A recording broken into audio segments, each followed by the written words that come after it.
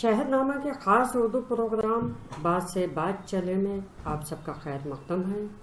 UP assembly के election 2022 के मद्देनज़र मुस्लिम ख़वातीन को आप क्या पैगाम देना चाहेंगे?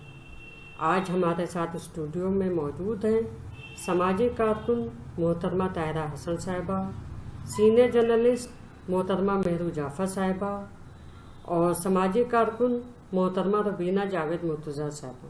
आप सबका इस्तकबाल है। पैगाम तो बाद में मैं दूंगी। पहले ये जो कुछ ही महीने में इलेक्शन होने वाला है, ये बहुत ही अलग तरीके का इलेक्शन है और 2022 में की शुरुआत में ही होगा। और हम सब वोटर्स को, सिर्फ मुसलमान महिला वोटर्स को ही नहीं, लेकिन हम सब वोटर्स को बहुत ही सोच समझ के अपना वोट डालना होगा, क्योंकि जिस तरह से पिछले दिनों सरकार दिल्ली में भी और लखनऊ में भी चुनी गई है, उससे कुछ दिल घबरा सा रहा है, बहुत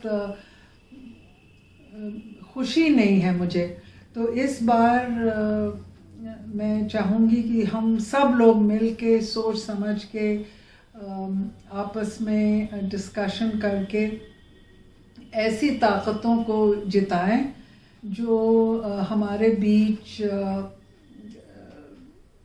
हमारी एम्प्लॉयमेंट दें, हमें रोज़ी रोटी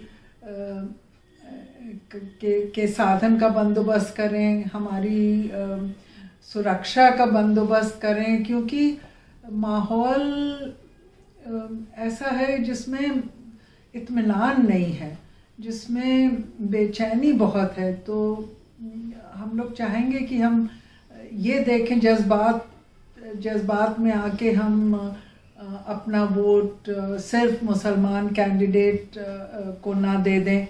हम ऐसे कैंडिडेट को वोट दें जो सही माने में हमारे भविष्य का अच्छा विकास करे और हमें सुकून से रहने के लिए एक ख़ास अमन और शांति का माहौल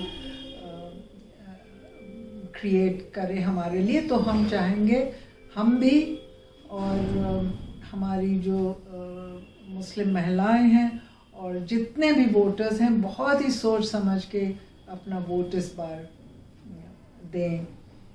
तो क्या ऐसा समझा जाए कि आप कह रही हैं कि रोज़गार दे, लोगों का विकास हो? पीएम साहब ने ऐलान किया है कि हमने कोरोना काल में लोगों की मदद की है, विकास हुआ है। तो क्या ये विकास जुमलेबाजी था या फिर ये विकास हकीकत में हुआ है लेकिन आप तक के नहीं पहुंचा है? सबको हक है अपनी तारीफ करें, वो अपना प्रोपेगेंडा करें, अपनी इमेज बनाएं, सबको हक है अपनी छवि को अच्छी तरह दिखाएं। लेकिन मेरा सवाल अपने आप से ये भी है कि इतनी लंबी उम्र मैं जी चुकी हूँ, अभी क्यों मुझे एक बेचैनी का एहसास, एक कभी कभी थोड़ा डर का एहसास और एक कोई ऐसा हादसा हुआ नहीं है खुदा न खास्ता मेरे साथ, लेकिन फिर भी एक इनसिक्योरिटी का एहसास, और जितने जो हमारे इर्द गिर्द लोग हैं सब बेरोज़गार के शिकार। तो इस तरह का कुछ हमें लगता है कि फ़िलहाल हमारे इर्द गिर्द खुशी नहीं है, वेल बीइंग की कमी है, कुछ सूनापन है। तो ऐसा क्यों है? तो हम किसी को दोष नहीं देना चाहते हैं, लेकिन मौजूदा जो हमारी स्थिति है, इससे हम अपने जीवन को और निखारना चाहते हैं, अच्छा बनाना चाहते हैं, और हम उस कैंडिडेट को वोट देना चाहते हैं जो हमारी मदद करे हमारी ज़िंदगी में सिक्योरिटी लाने की, खुशहाली लाने की और हमारी हंसी वापस लाने की। ताहिरा हसन साहिबा, आपसे हम ये जानना चाहते हैं कि इलेक्शन 2022 में आप किस मुद्दे को सामने रख कर के वोट देंगी या लोगों को आमादा करेंगे कि वोट देना चाहिए? देखिए, मुझे लगता है मुस्लिम विमेन ही नहीं, विमेन इन जनरल, और सिर्फ विमेन ही नहीं, जितने भी लोग हैं उत्तर प्रदेश के, जो सबसे बड़ा सूबा है, उसमें जो मेन मुद्दे हैं, जो हमारे फंडामेंटल राइट्स हैं, मुझे लगता है शिक्षा और स्वास्थ्य, हेल्थ और एजुकेशन और लाइवलीहुड, ये 3 बहुत इम्पॉर्टेंट मुद्दे हैं। अगर आपके पास लाइवलीहुड नहीं है, आपके पेट में खाना नहीं है, तो आप एजुकेशन की बात नहीं कर सकते।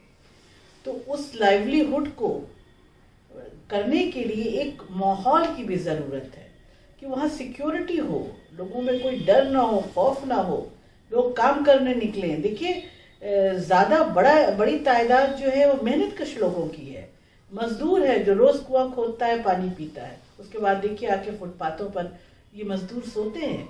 यही तो बिल्डिंगें बनाते हैं, राष्ट्र का निर्माण करते हैं। राष्ट्र जो है उसको बनाने वाले हैं, खादानों में काम करने वाले मजदूर बनाते हैं, ईटा गारा करने वाले मजदूर बनाते हैं। हमारी औरतें जो खेतों में कमर तोड़ रुपाई करती हैं, धान की झुक के, वो बनाती हैं, खाद्यान्न का उत्पादन करती हैं। तो जाहिर है कि इनके अंदर कोई डर ना हो, कोई खौफ ना हो, एक आम आदमी के अंदर अपना काम करने निकले और काम करके आए। क्योंकि अगर इनसिक्योरिटी होगी तो जाहिर है लोगों के काम रुक जाते हैं। कोविड के टाइम में रुके, और अगर इस तरह से कुछ अशांति फैलती है तो उसमें भी रोज़मर्रा जो काम करते हैं लोग, उनके काम रुक जाते हैं। ये एक बहुत बड़ा चंक है जो इस तरह से रोज़ काम करता है, उसमें हमारी महिलाएं भी हैं। तो सबसे ज़्यादा गाज हमारी महिलाओं पे गिरती है। तो मुझे लगता है लाइवलीहुड्स, अमन, चैन, सुकून और शिक्षा और स्वास्थ्य, ये मुद्दा होगा इस बार इलेक्शन में। चौंकाने वाली रिपोर्ट सामने आई है कि बेटी बचाओ बेटी पढ़ाओ पे 20% धन खर्च हुआ है और 80% जो है उसके प्रचार और प्रसार पे खर्च हुआ है। इसको हम क्या सुंदर भविष्य माने महिलाओं का, बच्चों का? नहीं, देखिए, बेटियों के लिए बार बार बात हो रही है, बेटियों की पढ़ाई के लिए बात, उनकी एजुकेशन के लिए हम लोग बार बार ये बात कह रहे हैं कि इनको स्ट्रेंथन करना चाहिए था। जो सरकारी स्कूल हैं वहाँ पे बार बार बात हो रही है शौचालय होना चाहिए, क्योंकि हमारी जो एडोलेसेंस लड़कियाँ हैं वो बेहतर वर्किंग शौचालय ना होने की वजह से छोड़ देती हैं, क्योंकि जाहिर है उनको इस तरह की प्रॉब्लम आती है यंग लड़कियों को कि उस वक्त उनको शौचालय की ज़रूरत होती है। तो मुझे लगता है कि उनके शौचालय बनाना, लाइब्रेरी वेल इक्विप्ड करना, चहारदीवारी होना, उसमें टीचर्स का क्लास लेना, 30 बच्चों पे एक टीचर होना, जो राइट टू एजुकेशन के अंदर गाइडलाइन थी, उन सबको फुलफिल किया जाना चाहिए था, ना कि सिर्फ एडवर्टिजमेंट होना चाहिए था बच्चियों के पढ़ने के लिए। क्योंकि लड़कियों का एनरोलमेंट जो है वो कम है, अभी भी कम है। और इस कोविड के बाद तो हम देख रहे हैं कि बहुत सी बच्चियां जो है वो अपनी माओ के साथ काम करने लगी। घरों में जो काम करती हैं औरतें, उनके साथ काम करने चली जाती है, तो जरदोजी और चिकन वर्कर घर में ही बैठ के काम कर रही हैं, वो पढ़ने नहीं जा रही हैं। तो बच्चियों की पढ़ाई खासकर मुस्लिम कम्युनिटी में बहुत लो है। और जो रंगनाथ कमीशन जो है उसका रिकमेंडेशन जो दी गई थी वो कोई फुलफिल नहीं हुई है। कमेटियां बनती हैं और ठंडे बस्ते में डाल दी जाती है। पार्टी बात करेगी, कोई भी पार्टी हो जो बात करेगी सबकी, जो बात करेगी सबकी, इसका मतलब वो बात कर रही है बाबा साहब भीमराव अम्बेडकर के संविधान की। ये सबसे बड़ा लोकतंत्र उसी से चलता है, जो सबको इंक्लूसिव लेगी, क्योंकि हम यूनिटी इन डाइवर्सिटी में यकीन करते हैं। ये खूबसूरत गुलदस्ता तरह तरह के फूलों से बना है भारत जो है, तो जाहिर है जो सबकी बात करेगी, जब सबकी बात होगी, सबके अमन चैन की बात होगी, तो वहाँ पर सबको उसका हिस्सा भी मिलेगा। सबका एक्सेस एजुकेशन पे भी होगा, सबका हेल्थ पे भी होगा, सबका लाइवलीहुड पे भी होगा। तो नफरत अपने आप जो है वो शिकस्त खा जाएगी, क्योंकि जाहिर है वहाँ पे प्यार, भाईचारा, अमन और जस्टिस होगा, सोशल जस्टिस होगा। सोशल जस्टिस की बात ही तभी की जा सकती है जब इक्वालिटी हो और सबका एक्सेस सारे नेचुरल रिसोर्सेज पे हो, एजुकेशन पे हो, नॉलेज पे हो, शिक्षा पे हो। बाबा भीमराव अंबेडकर ने भी यही कहा था कि कोई सोसाइटी कितनी सभ्य है, इससे पता चलता है कि वहाँ औरत की क्या हैसियत है और औरत का एक्सेस नॉलेज, एजुकेशन, पैसे सब पे कितना है। तो जाहिर है कि जब औरत के लिए बात है तो यही एक एक सिटीजन के लिए बात है, जो हमारे कॉन्स्टिट्यूशन में भी इंश्योर्ड है। तो वो पार्टी जो कॉन्स्टिट्यूशनली राइट देने की बात करेगी सबको, मुझे लगता है उसी को वोट देगी जनता इस बार। रुबीना मुर्तज़ा साहिबा, आपसे हम ये जानना चाह रहे हैं कि जो मौजूदा हालात हैं इसमें काफ़ी बड़ा तबका ये कह करके अपने वोट, अपने हक, अपनी ताकत को इग्नोर करने पे लगा हुआ है कि अरे हम वोट किसी को भी दें, हमारा विकास नहीं हो सकता है। तो इसके लिए आप क्या कहना चाहेंगे, क्या मैसेज देना चाहेंगे? मैम, ऐसा है कि वोट देना हमारा राइट ज़रूर है, लेकिन उसका सही इस्तेमाल करना ये हमारी ड्यूटी है। तो हमें अपनी ड्यूटी को सही तरह से निभाना चाहिए। और मजहबी जज्बात भड़काए जाते हैं कि ये ड्यूटीज़ जो हैं वो इस ड्यूटी को निभाने में हावी आ जाएं और इसका लोग जो है वो जज्बात में आकर के इसका गलत इस्तेमाल कर जाए। तो ऐसा नहीं होना चाहिए, क्योंकि जो मंदिर, मस्जिद या कोई भी वर्शिप का कोई भी प्लेस हो, उसकी तामीर होने से महज कोई मुल्क जो है वो तरक्की नहीं कर सकता, और ना ही एक आम इंसान की ज़िंदगी में इससे कोई फ़र्क पड़ता है। और के बहुत सारे मुद्दे हैं, जैसे कि हमारी बहनों ने जिक्र किया कि एजुकेशन है, हेल्थ है, सिक्योरिटी है, महंगाई बढ़ रही है, बहुत सारी चीज़ें हैं। लेकिन हमारे यहाँ बस परेशानी यही है कि लोगों के जो मजहबी जज्बात हैं वो भड़काए जाते हैं और इन सारे मुद्दों से जो है वो उनका रुख मोड़ दिया जाता है, और वो एक बस मज़हब है और वो ख़तरे में है और ये है वो है जैसी बातें करके लोगों को उनकी ये जो कॉन्स्टिट्यूशनल जो ड्यूटी है नेशन के लिए उससे सही तरीके से अदा करने से रोक दिया जाता है। तो बस हम अपनी कॉन्शियसनेस का इस्तेमाल करें, मजहबी जज्बात को अपनी अक्ल पर हावी ना होने दें। मज़हब एक अपना एक पर्सनल मामला है, और मज़हब से और इससे मतलब नेशन के वेलफेयर से को जो है वो आपस में एक दूसरे का अपोजिट ना समझा जाए, बल्कि वोटिंग जो है वो हम नेशन के लिए कर रहे हैं, हम वेलफेयर के लिए कर रहे हैं। और इस बात का ध्यान रखना चाहिए कि हम जो मजहबी जो इमारतें हैं उनके बनने से कोई वेलफेयर किसी नेशन का नहीं होता। नेशन का वेलफेयर होगा तो उसके लिए एजुकेशन पर देखना होगा, हेल्थ को देखना होगा, सिक्योरिटी को देखना होगा, और बहुत सारे इश्यूज़ हैं जिनको नज़र में रख करके किसी भी इंसान को इस वक्त इंडियन को वोट करना। जो रूल ऑफ लॉ है या उनके जो राइट्स हैं या उनके जो ड्यूटीज़ हैं उसमें कोई फ़र्क नहीं आएगा। तो ये चीज़ जो है वो लोगों की समझ में आना बहुत ज़रूरी है कि सेक्युलर होने का मतलब ये नहीं है कि आप अपने रिलीजन को नहीं मानते हैं। इस बार इलेक्शन को लेकर के ये बात सामने आ रही है कि अब की वोटर बहुत होशियार है, बहुत सोच समझ करके वोट देगा। ताहिरा हसन साहिबा इसको पर रोशनी डाल दी है। जी बिल्कुल, देखिए क्योंकि कोविड के बाद जो एक क्राइसिस आई थी, लोगों का लाइवलीहुड गया, लोगों ने कितने लोगों ने अपने डियर और नियर वन को खोया इस कोविड ने। एक क्राइसिस रही, हेल्थ की क्राइसिस रही, हेल्थ सर्विसेज की उस तरह से उनको मैसर नहीं हुआ। तो पूरा जो एक प्रोसेस था उसके बाद निकल के जो भाई जाहिर है यहाँ के जो सिटीजन है, यहाँ के जो रहने वाला है भारत का, उसने ये महसूस किया कि धर्म जो है ये बिल्कुल पर्सनल चीज़ है। और आज़ादी के बाद जैसे अभी बात हो रही थी, स्टेट का कोई रिलीजन नहीं होगा।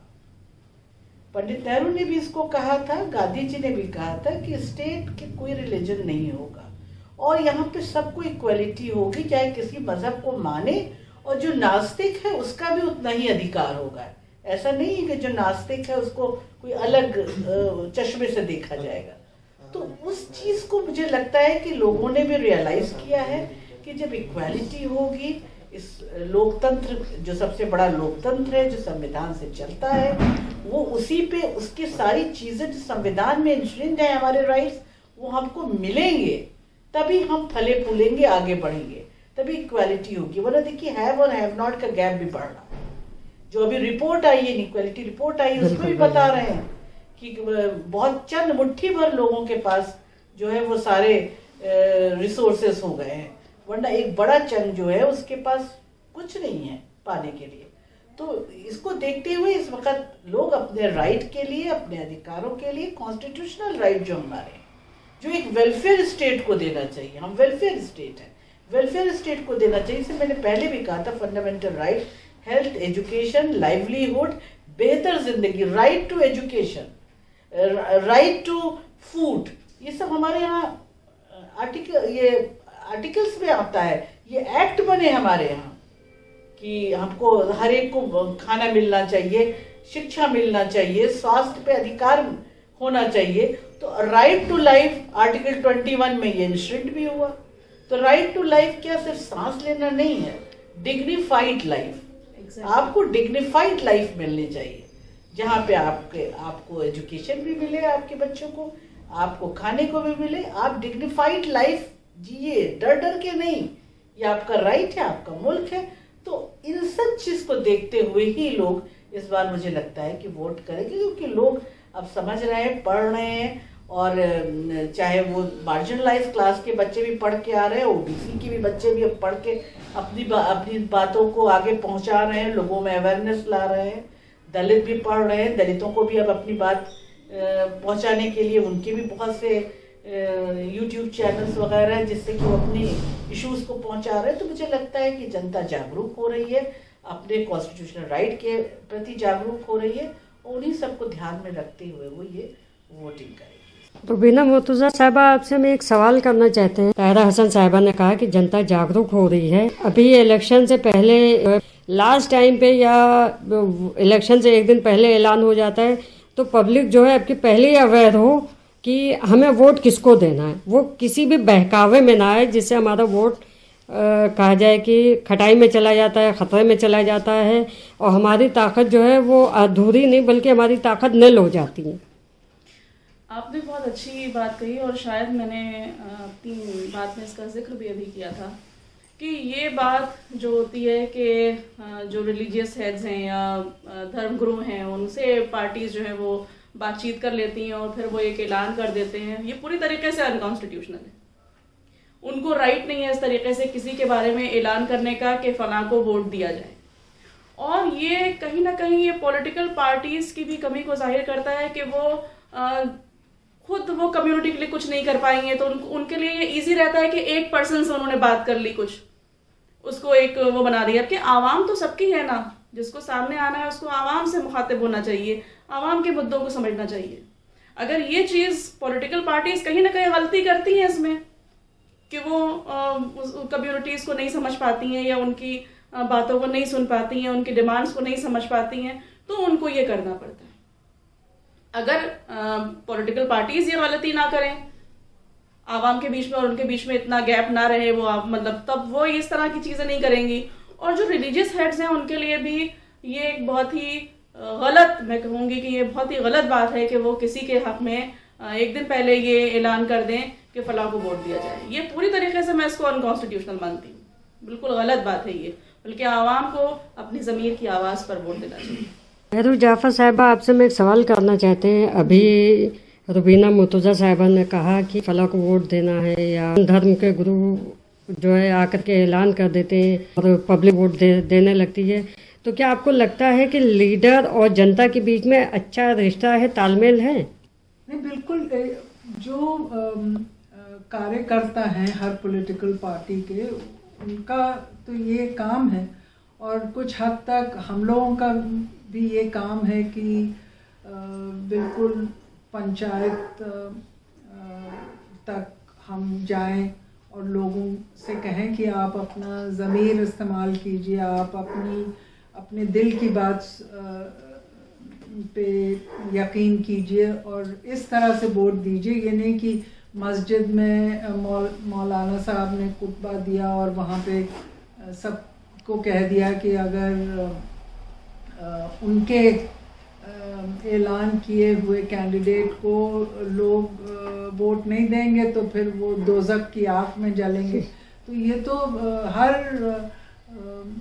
जो हर पॉलिटिशियन या आदमी जो भूखा होता है पावर का, वो इस तरह से कंट्रोल करना चाहता है। लेकिन हम लोगों को अब देखिए 70 साल से भी ज़्यादा हो गए हैं डेमोक्रेसी प्रैक्टिस करते हुए। ये एक बहुत लंबा सफ़र है, स्पेशली गरीब मुल्कों से कंपेयर कीजिए कि और जो मुल्क हैं थर्ड वर्ल्ड कंट्रीज़ के, वो कुछ वर्षों तक उन्होंने डेमोक्रेसी चलाई और फिर थक के वो डिक्टेटरशिप हो गए, अथॉरिटेरियन रूल हो गया। हमारा इतिहास देखिए कितना खूबसूरत है कि गरीबी के बावजूद और विकास पूरा ना होने के बावजूद भी हम लगातार ये इलेक्शंस हमारे यहाँ होते हैं हर 5 साल के बाद। और जो इलेक्शन जो है एक बहुत ही महत्वपूर्ण स्तंभ है डेमोक्रेसी का। हालांकि ये सिर्फ इकलौता स्तंभ नहीं है, डेमोक्रेसी के और भी बहुत पहलू हैं जिनको शायद हम इतनी पाबंदी के साथ नहीं प्रैक्टिस करते हैं। लेकिन ये तो हमारा आपका काम भी है कि हम लोगों वोटर्स के बीच में जाएं और उनसे कहें कि आप इन मुद्दों को देखिए और अपने ज़मीर से पूछिए और उनको ये काम बहुत ऑनेस्टी के साथ पॉलिटिकल पार्टीज़ के कार्यकर्ताओं का है। अब जिस टाइप की पॉलिटिक्स में हम विश्वास रखते हैं, जैसे जो वेलफेयर स्टेट की बात करते हैं, सोशलिज्म की बात करते हैं, सोशल जस्टिस की बात करते हैं, उन पार्टियों के कार्यकर्ता ये काम कर रहे हैं कि नहीं, ये बहुत बड़ा प्रश्न है। कि सिर्फ वो अपने लीडर्स की तारीफ में ही वक्त गुजार रहे हैं और उनका जनता से कोई ताल्लुक़ नहीं है। अगर ऐसी बात है तो फिर ये बहुत अफसोस की बात है कि हम पॉलिटिकल एजुकेशन अपने मतदानों को नहीं दे पा रहे हैं। तो अगर ये गैप है तो मेरी अपील है हर पॉलिटिकल पार्टी से कि आप गांव-गांव जाइए और जो आखिरी वोटर है इस देश का, उसको आप समझाइए कि आप क्या वोटर को बदले में क्या मिलेगा। अगर वो आपको वोट करे तो उसको क्या मिलेगा, उसको सुरक्षा मिलेगी, हेल्थ फैसिलिटीज़ मिलेंगी, एजुकेशन मिलेगी, डेमोक्रेटिक इंस्टीट्यूशंस और स्ट्रेंथन होंगे या कमज़ोर होंगे। ये सब गुफ्तगू हम लोगों को शहर में बैठे लोगों को लगातार मुस्तकिल जाके आखिरी वोटर से इस तरह की महफिल, गुफ्तगू, सम्मेलन, पंचायत करने की ज़रूरत है। हमारे पास वक्त की तंगी है और चलते चलते अगर आप लोगों के मन में कोई सवाल हो या कोई ऐसा आप मैसेज देना चाह रहे हैं तो वो आप दे के और अपनी बात ख़त्म की जा सकती है।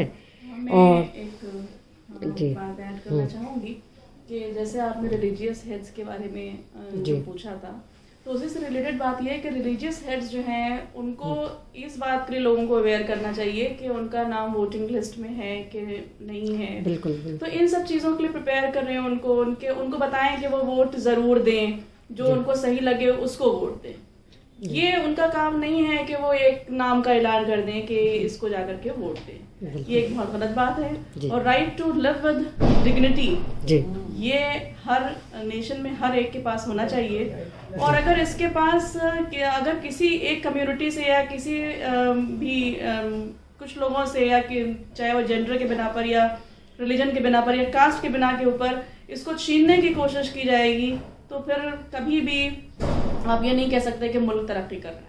मैं ये आप कहना चाहती हूँ, अभी जब रिलीजियस उसका आया तो मुस्लिम विमेन पे बात हो रही थी, तो मैं मुस्लिम और के लिए कहूँगी जो रिलीजियस हेड है, वो जब इस तरह की बात करते हैं कि मतलब मेरा मानना है कि वो कम्युनिटी का ठेका उठाते हैं कि ये कम्युनिटी हमारे साथ आ रही है और ये इनको वोट देगी। तो मैं पॉलिटिकल पार्टी से भी कहना चाहती हूँ जो सेकुलरिज्म पे बेस्ड है, क्योंकि सबसे बड़ा लोकतंत्र जिस सबसे मजबूत खंभे पे टिका है वो सेकुलरिज्म है, और ये पॉलिटिकल पार्टियां बनती हैं तो कॉन्स्टिट्यूशन की ओथ लेके बनती हैं। तो उन पॉलिटिकल पार्टियों को भी इन मौलानाओं को इतना सारी कम्युनिटी का रहबर नहीं समझना चाहिए। उनको उनके कैडर्स को कम्युनिटी के पास जाना चाहिए और उनकी प्रॉब्लम्स को समझना चाहिए। और ये मौलानाओं को बिल्कुल मुझे नहीं लगता है कि जो उस तरह की बात करते हैं कि फलानी लोगों को मैंने कह दिया तो ये कम्युनिटी मेरे साथ है उनको वोट देगी, क्योंकि उनको राइट ही नहीं। इन्होंने कभी मुस्लिम कम्युनिटी की औरतों के हुकूक की बात या एजुकेशन की बात या उनके हेल्थ की बात कभी इन्होंने उठाई नहीं है। तो ये उनको कोई राइट ही नहीं है कि वो इस बात को कहें कि इस पॉलिटिकल पार्टी को कम्युनिटी वोट देगी, उसको देगी, मेरे कहने से देगी। मुझे नहीं लगता कि उनके कहने से कोई वोट कहीं जाएगा। इस बार पॉलिटिकल पार्टीज को बिल्कुल अपने कैडर्स को भेज के और काम करना चाहिए कम्युनिटी के बीच में। आपको यकीन है कि इस वक्त जनता जागरूक हो चुकी है? नहीं, मुझे लगता है मुस्लिम कम्युनिटी देख रही है कि उनके यहाँ ना बेटियों के पास एजुकेशन है, न उनके नौजवानों के पास एजुकेशन है। सच्चर कमेटी ने तो डायग्नोज किया था डॉक्टर की तरह, फिर रंगनाथ आई, वो रिकमेंड भी नहीं, अभी तो उसके रिकमेंडेशन इम्प्लीमेंट भी नहीं हुई, और कभी इन जो रिलीजियस हेड है इन्होंने कभी ये आवाज़ भी नहीं उठाई कि इसको इम्प्लीमेंट होना चाहिए, एक बेहतर एजुकेशन मिलना चाहिए कम्युनिटी को, मदरसा अपग्रेड होना चाहिए, मॉडर्नाइज होना चाहिए। इन्होंने कभी उठाई नहीं एजुकेशन के लिए आवाज़। तो मुझे पूरा यकीन है कि कम्युनिटी इनके बताए रास्ते पर नहीं चलेगी।